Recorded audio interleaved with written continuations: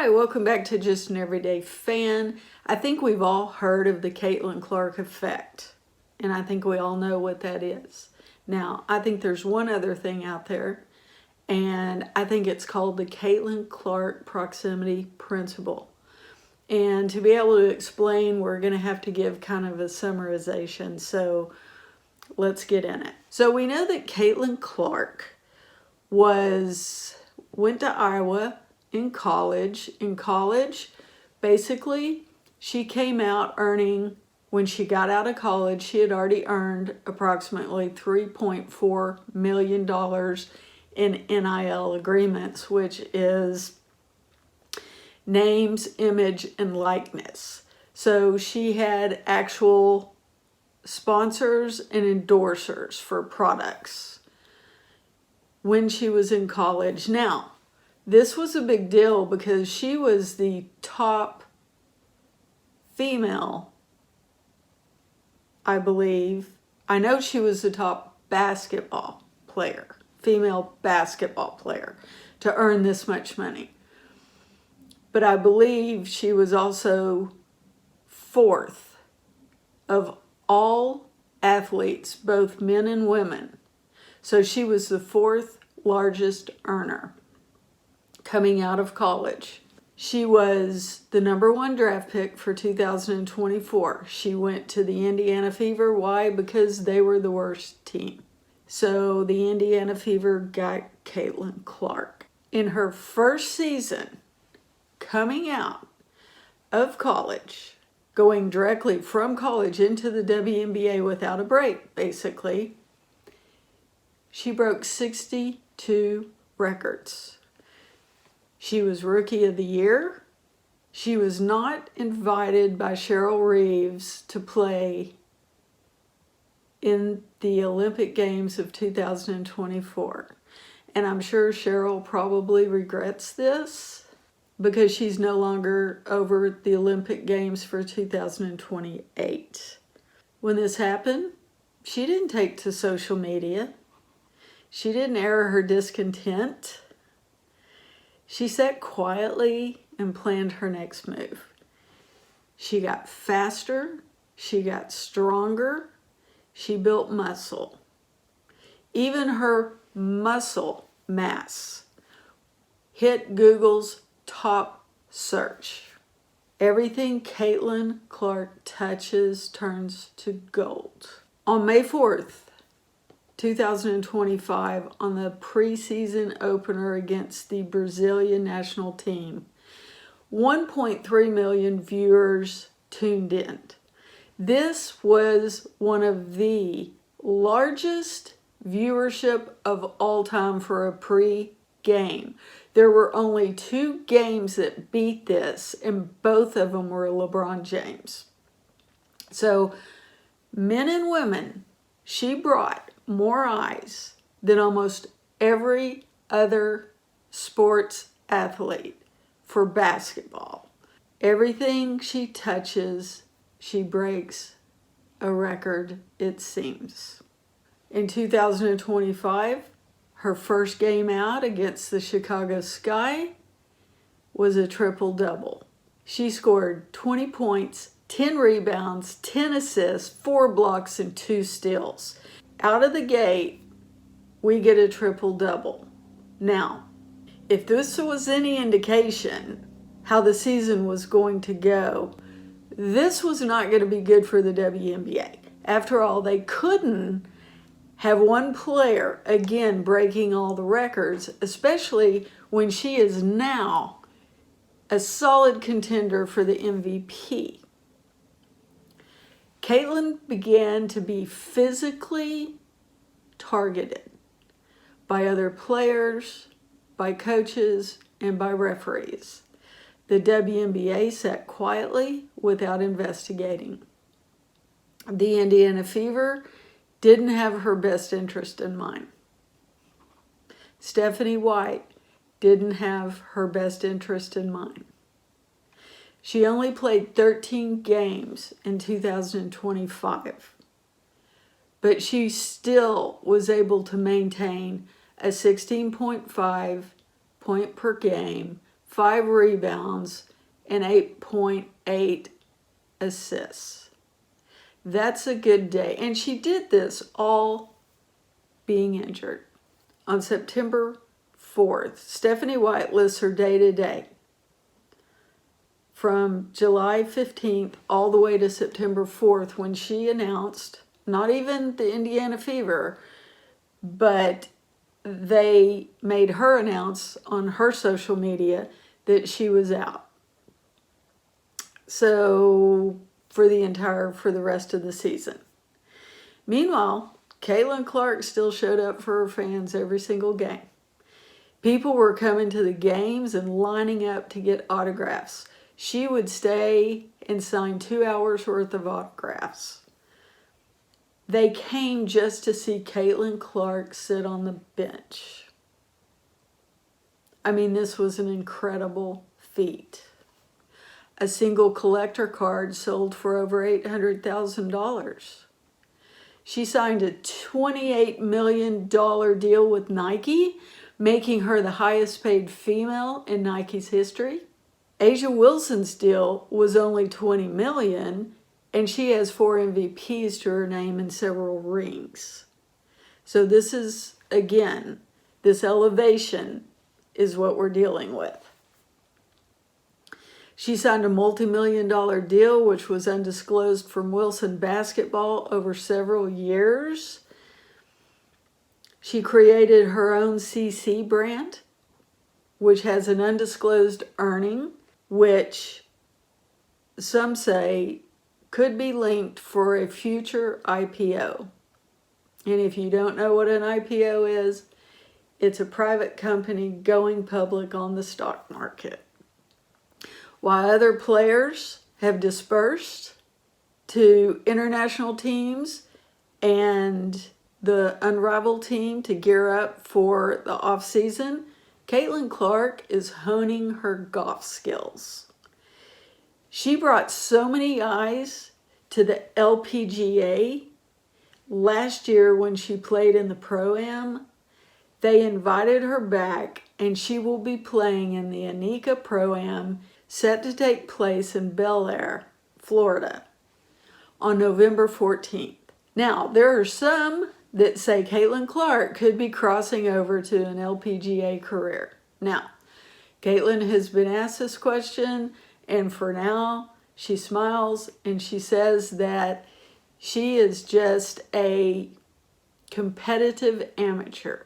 However, her scores are so good that all Caitlin would have to do to qualify for all of their master tournaments in the LPGA is shave roughly 15 strokes from her game.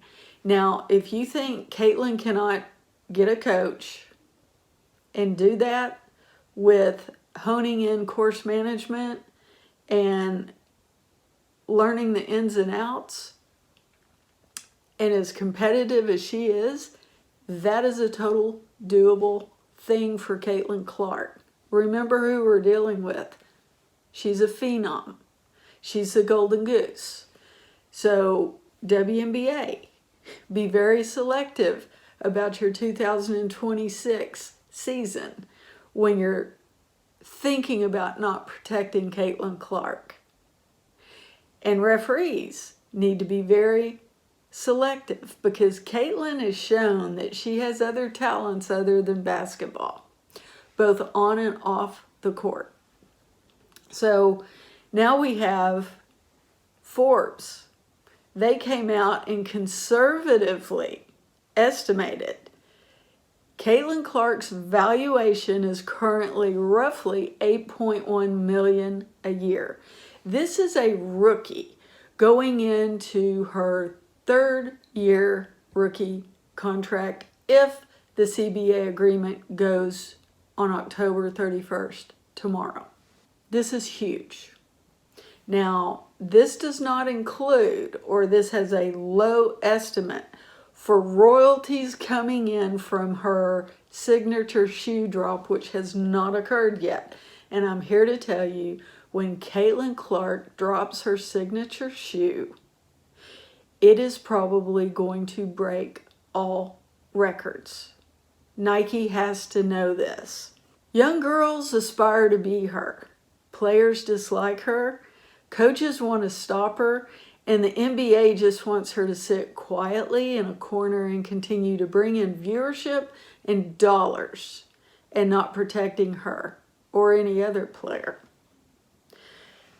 Players will take peanuts to play alongside her. Just ask the likes of Ari McDonald, Shea Petty, Ariel Powers, Odyssey Sims, and Chloe Bibby. These were all women that really didn't have a home. They didn't have a team. They were not playing basketball.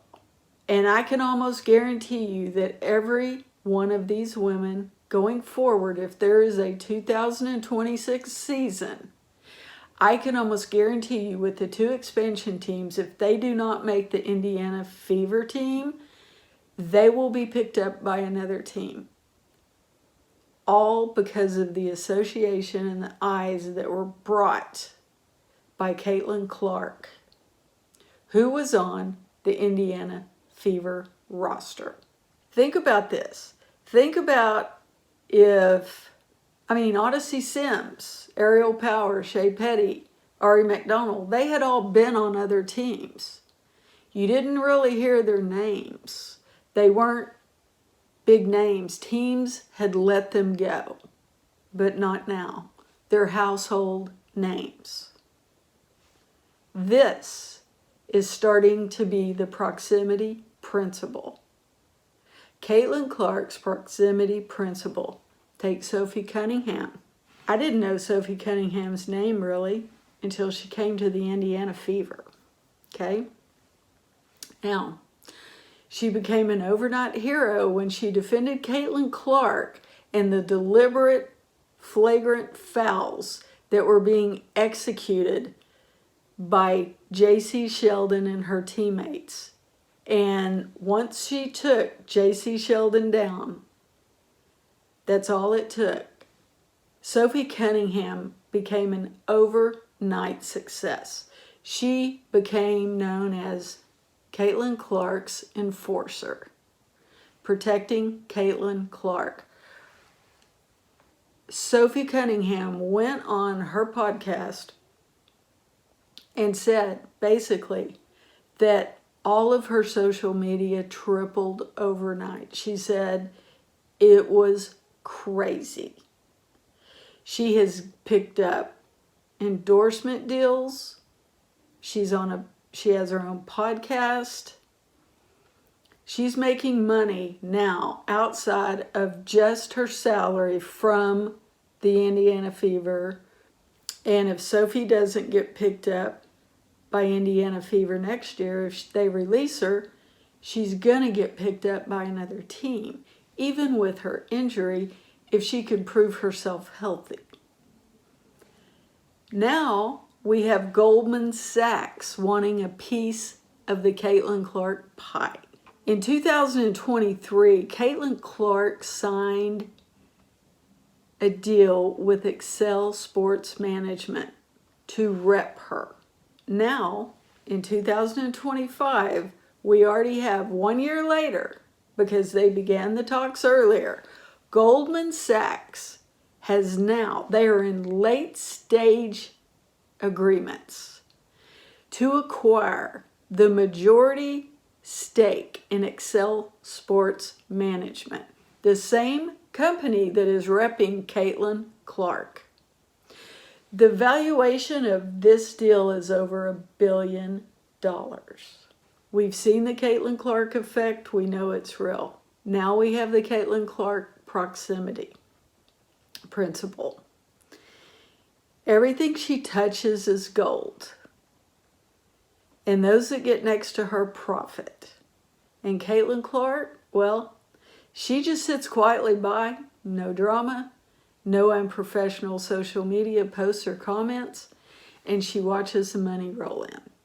The Players Association is name-dropping Caitlin Clark for this CBA agreement that looms in the deadline for tomorrow.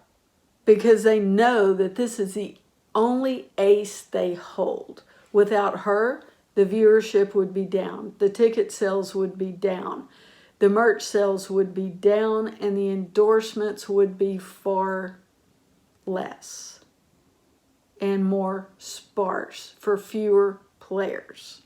The irony is, these are some of the same players that targeted Caitlin Clark on the court to take her out for the 2025 season. And when Caitlin's career is over and it's all said and done and the dust settles and she goes down in history, in WNBA history, in collegiate history, Caitlin will be holding one more card, an autobiography, which no doubt, once it hits, will be a record breaker for the New York Times bestsellers list. Publishing companies will drop millions just to get this deal. Caitlin Clark isn't just a women's basketball player. She's a brilliant strategist and tactician. You know, personally, I would probably liken her to Lance Armstrong without the doping and the attitude, okay? She is a brilliant tactician in what she does. Now, when she talks, people listen. She's kind of like E.F. Hutton. What she does, players emulate. Corporations want her. Cross sports, like the LPGA, are now finding her value. And the WNBA do not deserve her until they start protecting her. Protecting the golden goose that laid the golden egg. Podcasters have turned from covering NFL teams, NBA teams, the men's sports, which there is huge money, to covering the WNBA, only because of Caitlin Clark. Because they have figured out when they put her on their channel, they get clicks. And clicks equal money. They bring viewership and subs. So welcome to the Caitlin Clark proximity principle. Anyone who gets near her profits.